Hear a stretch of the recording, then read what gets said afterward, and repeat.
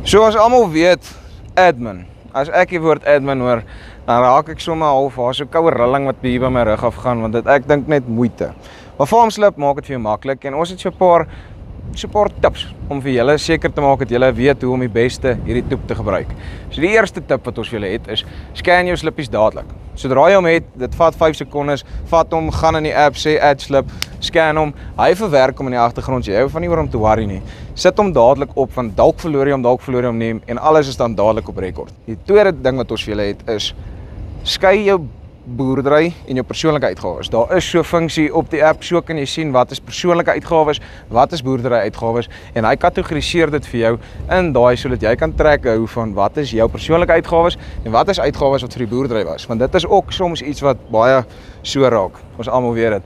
En dan laastens, maar definitief nie die minste nie, moet jy onthou om diesel slippies af te merk as diesel. Meeste van die tyd lees dit self en hy kategoriseer homself vir jou in daai kategorie.